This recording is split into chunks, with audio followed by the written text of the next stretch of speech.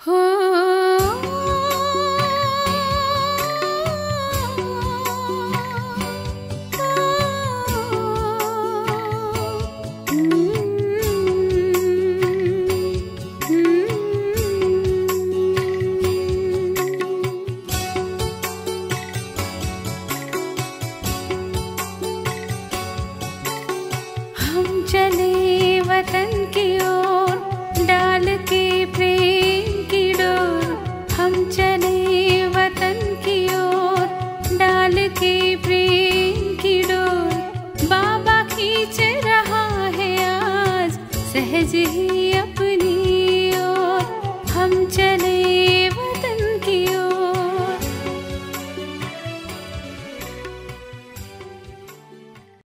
சாந்தி. 1/1/1979 அவ்யக்த பாப்தாதா மதுபன். வாணியின் தலைப்பு: புது வருடத்திற்காக தந்தை மூலமாக செய்விக்கப்பட்ட திடமான எண்ணங்கள்.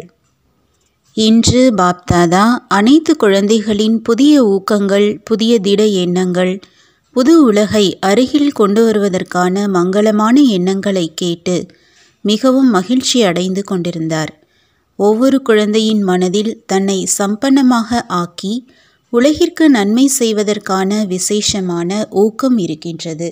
இன்று தனக்குள் இன்னும் இருக்கும் பலகீனங்களுக்கு நிரந்தரமாக விடை கொடுப்பதற்காக எடுக்கப்பட்ட திடமான எண்ணத்தின் மேல் பாப்தாதாவும் வாழ்த்துக்கள் கூறுகின்றார். இந்த விடை கொடுப்பதற்கான பாராட்டை ஒவ்வொரு நாளும் அமிர்த வேளையில் நினைவு மூலமாக சக்திசாலியாக ஆக்கிக்கொண்டே இருங்கள். இந்த வருடம் தன்னுடைய சக்திசாலியான சொரூபத்தின் கூடவே சேவையிலும் சக்திசாலியான சொரூபத்தை கொண்டு வர வேண்டும். எப்படி விநாசம் செய்யும் கூட்டம் மிக அதிவேகமாக தன்னுடைய காரியத்தை முன்னேற்றி எடுத்து சென்று கொண்டே இருக்கின்றார்கள். மிகவும் துல்லியமாக்கப்பட்ட ஒரு நொடியில் உடல் பந்தனத்திலிருந்து விடுபடுவதற்காக, அதாவது உடல் துக்கத்திலிருந்து சுலபமாக விடுபடுவதற்காக, அநேக ஆத்மாக்களை காப்பாற்றுவதற்காக சகஜமான சாதனத்தை உருவாக்கி கொண்டிருக்கிறார்கள். எதன் ஆதாரத்தினால் உருவாக்குகிறார்கள்? அறிவியலின் அதிகாரத்தினால். அதேபோல் ஸ்தாபனையின் காரியத்தில் பொறுப்பாளராகியிருக்கும் மாஸ்டர் அனைத்து சக்திகளின் அதிகாரம் நிறைந்த குரூப் ஆத்மாக்களை பல ஜென்மங்களுக்காக மாயாவின் பந்தனத்திலிருந்து, மாயா மூலமாக கிடைத்திருக்கும் அநேக விதமான துக்கங்களிலிருந்து ஒரு நொடியில் முக்தி ஆக்க மற்றும் நிரந்தரமாக சுகம் சாந்தியின் வரதானம் கொடுப்பதற்காக, ஒவ்வொரு ஆத்மாவையும் புகலிடத்தில் கொண்டு சேர்ப்பதற்காக தயாராக இருக்கின்றார்களா? விநாசம் செய்யும் குரூப் இப்பொழுது கூட எவரடியாக இருக்கின்றது. கட்டளை பெறுவதற்கான நேரம் மட்டும்தான் இன்னும் பாக்கி இருக்கிறது. அந்த மாதிரி ஸ்தாபனைக்கு பொறுப்பாளராக இருக்கும் குரூப் எவரடியாக இருக்கின்றதா? ஏனென்றால் ஸ்தாபனையின் காரியம் நிறைவேறுவது என்றால் விநாசம் செய்பவர்களுக்கு கட்டளை கிடைப்பது எப்படி நேரம் அருகில், அதாவது முடிவடையும் தருணத்திற்கு முள் வந்திருக்கிறது என்றால் மணி ஓசை இயல்பாகவே எழும். அந்த மாதிரி எல்லைக்கப்பாற்பட்ட கடிகாரத்தில் ஸ்தாபனையின் காரியம் நிறைவேறுவது என்றால் சரியான நேரத்திற்கு முள் வருவது மற்றும் விநாசத்தின் மணி ஓசை எழுவது. அப்படியானால் சம்பன்ன நிலையில் எவரடியாக இருக்கிறீர்களா என்று கூறுங்கள். இன்று அமிர்த வேளையிலிருந்து புது வருடத்தில் குழந்தைகளின் புதிய ஊக்கத்தை கேட்டு பாப்தாதா இருவரிடையிலும் இது ஒரு புது தலைப்பின் மேல் ஆன்மீக உரையாடல் நடந்தது. பிரம்மா கூறினார், முக்தியின் கதவு எப்பொழுது திறக்கும்? தந்தை கூறினார், எதுவரை முக்தியின் கதவை பிரம்மா திறக்கவில்லையோ அதுவரை மற்ற ஆத்மாக்களும் முக்தியில் செல்ல முடியாது. பிரம்மா கூறினார், இப்பொழுது சாவியை போடவா? தந்தை கூறினார், திறப்பு விழாவை தனியாக செய்ய முடியுமா? செய்ய வேண்டுமா அல்லது குழந்தைகளுடன் செய்ய வேண்டுமா? பிரம்மா கூறினார், நேரடி மற்றும் மாற்றாந்தாய் குழந்தைகளின் துக்கம் நிறைந்த ஓசை துடிப்பதின் ஒளியை கேட்டு கேட்டு இப்பொழுது இரக்கம் வருகின்றது. தந்தை கூறினார், குழந்தைகளில் அனைவரையும் விட வெற்றி ரத்தினமாக யார் இருக்கிறார்களோ அவர்கள் விதவிதமான சம்பந்தம் மற்றும் சொரூபத்தில் பிரம்மா ஆத்மாவின் கூடவே துணைவர்களாக ஆகுவார்கள். அந்த மாதிரி துணையாக இருக்கும் வெற்றி ரத்தினங்களின் மாலை தயாராகிவிட்டதா? யாருக்கு தொடக்கத்திலிருந்தே உடன் வாழ்வோம் உடன் இறப்போம் என்ற இதே எண்ணம் இருந்ததோ, ஏதாவது வேறு ரூபத்தில் மற்றும் சம்பந்தத்தில் உடன் இருப்போம் என்று அவர்களுக்கும் கொடுத்த உறுதிமொழிக்கு ஏற்றபடி துணைவர்களின்றி எப்படி சாவியை போடுவீர்கள்? அப்படி புது வருடத்திற்கான பிரம்மாவின் புதிய எண்ணத்தை கேட்டீர்களா? தந்தையின் இந்த எண்ணத்தை நடைமுறையில் கொண்டு வரக்கூடிய வெற்றியாளர்களின் குரூப் இப்பொழுது என்ன செய்வீர்கள்? உயர்ந்த வெற்றி ரத்தினம்தான் தந்தையின் இந்த எண்ணத்தை நிறைவேற்றுபவர்கள். எனவே இந்த வருடத்தில் விசேஷ ரூபத்தில் மாஸ்டர் அனைத்து சக்திகளின் அதிகாரத்தின் சொரூபத்தினால் ஒரு நொடியில் விடுபட செய்வதற்கான இயந்திரத்தை தீவிரமாக ஆக்குங்கள். இப்பொழுது பெரும்பான்மையான ஆத்மாக்கள் இயற்கையின் அற்ப காலத்தின் சாதனங்களின் மூலம் மற்றும் ஆத்மீக சக்தியை பெறுவதற்காக உருவாகியிருக்கும் அற்ப இடங்களிலிருந்து, அதாவது பரமாத்மாவை சந்திக்க வைக்கும் ஒப்பந்தக்காரர்கள் மேல் இப்பொழுது களைப்படைந்து விட்டார்கள். நம்பிக்கை இழந்து விட்டார்கள். சத்தியம் வேறு எதுவோ என்று நினைக்கிறார்கள். சத்தியத்தின் இலக்கை தேடுவதில் இருக்கிறார்கள். பிராப்தியின் தாகம் உள்ளவர்களாகவும் இருக்கிறார்கள். அந்த மாதிரி தாகம் நிறைந்த ஆத்மாக்களுக்கு ஆத்மாவின் அறிமுகம் பரமாத்மாவின் அறிமுகத்தின் யதார்த்த துளி கூட திருப்தியான ஆத்மாவாக ஆக்கிவிடும். எனவே ஞான கலசத்தை தலையில் வைத்து தாகம் உள்ளவர்களின் தாகத்தை தீர்த்து வையுங்கள். அமிர்த கலசம் எப்பொழுதும் உடன் இருக்கட்டும். நாள் முழுவதும் காரியங்கள் செய்து கொண்டே எப்பொழுதும் அமிர்தம் மூலமாக அமரர் ஆக்கிக்கொண்டே இருங்கள். அப்பொழுதுதான் பிரம்மா பாபாவின் கூடவே முக்தியின் கதவுகளின் திறப்பு விழாவை செய்ய முடியும். இப்பொழுதோ பவனங்களின் திறப்பு விழா செய்து கொண்டிருக்கிறீர்கள். இப்பொழுது விசாலமான கதவின் திறப்பு விழா செய்ய வேண்டும். அதற்காக எப்பொழுதும் அமரர் ஆகுங்கள். மேலும் அமரராக ஆக்குங்கள். அமர்பவ என்பதின் வரம் பெற்றவராக ஆகுங்கள். இப்பொழுது முயற்சி செய்யக்கூடிய ஆத்மாக்கள் யார் இறுதி மிக பலகீனமான ஆத்மாக்களோ, அந்த மாதிரி பலகீனமான ஆத்மாக்களுக்கு முயற்சி செய்வதற்கான சக்தி கூட இல்லை. அப்படிப்பட்ட ஆத்மாக்களுக்கு தன்னுடைய சக்திகள் மூலமாக சக்தி நிறைந்தவர்களாக ஆக்கி பிராப்தியை செய்வீங்கள். எனவே ஞானம் நிறைந்தவரை விட அதிகமாக இப்பொழுது வரம் அளிப்பவரின் பங்கை செய்ய வேண்டும். கேட்பதற்கான சக்தி கூட இல்லை. இந்த மார்க்கத்தில் செல்வதற்கான சக்தியும் இல்லை. ஏதாவது கிடைத்துவிட வேண்டும் என்ற தியாகம் உள்ளவர்களாக மட்டும் இருக்கிறார்கள். அந்த மாதிரி அநேக ஆத்மாக்கள் உலகில் அலைந்து கொண்டிருக்கிறார்கள். நடப்பதற்கான கால், அதாவது தைரியத்தையும் நீங்கள் கொடுக்க வேண்டும். அப்படியானால் தைரியத்தின் கையிருப்பு சேமிப்பில் இருக்கிறதா? அமிர்த கலசம் நிரம்பி இருக்கிறதா? குறைவில்லாமல் இருக்கிறதா? இடைவிடாது இருக்கின்றதா? வரிசையை நிறுத்தலாமா? தன்னுடைய கியூவை முடித்து விட்டீர்களா? ஒருவேளை தன்னுடைய கியூவில் பிஸியாக இருந்தீர்கள் என்றால் மற்ற ஆத்மாக்களை சம்பன்னமாக எப்படி ஆக்குவீர்கள்? எனவே இந்த வருடத்தில் தன்னுடைய கியூவை முடித்துவிடுங்கள். என்ன, ஏன் என்ற வார்த்தைகளை மாற்றுங்கள். ஒரே ஒரு வார்த்தை இருக்கட்டும். அனைவருக்காகவும் எண்ணம் மூலம், வார்த்தைகள் மூலம் வரமளிக்கும் வார்த்தை இருக்கட்டும். வரமளிப்பவராக இருங்கள். வரதானங்களின் மழையின் சொற்பொழிவு இருக்கட்டும். யார் கேட்டாலும் இது சொற்பொழிவு அல்ல, ஆனால் வரதானங்களின் மலர்களின் மழை பொழிந்து கொண்டிருக்கிறது என்று அனுபவம் செய்யட்டும்.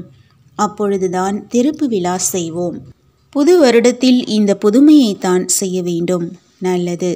அப்படி எப்பொழுதும் அமிர்த கலசம் தரித்தவர் ஒவ்வொரு எண்ணத்தினால் வரமளிப்பவராகி அநேக ஆத்மாக்களின் தைரியத்தை அதிகரிக்கக்கூடிய, தைரியம் வைப்பது குழந்தைகளுடையது, உதவி செய்வது தந்தையினுடையது என்று அந்த மாதிரி எவரடியாக இருக்கும் பிரம்மா பாபாவுடன் எப்பொழுதும் தன்னுடைய பங்கை சேர்த்தே செய்யக்கூடிய அப்படிப்பட்ட வெற்றி ரத்தினங்களுக்கு, சம்பன்ன ஆத்மாக்களுக்கு பாப்தாதாவின் அன்பு நினைவுகள் மற்றும் நமஸ்காரம்.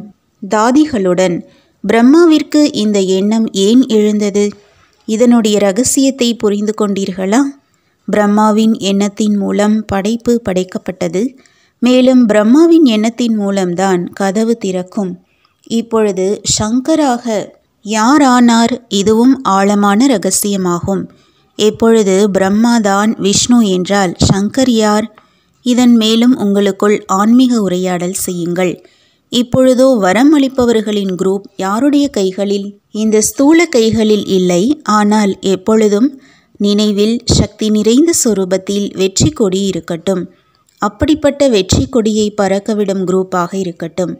அவர்களைத்தான் ஆன்மீக சமூக சேவகர்களின் குரூப் என்று கூறுவது.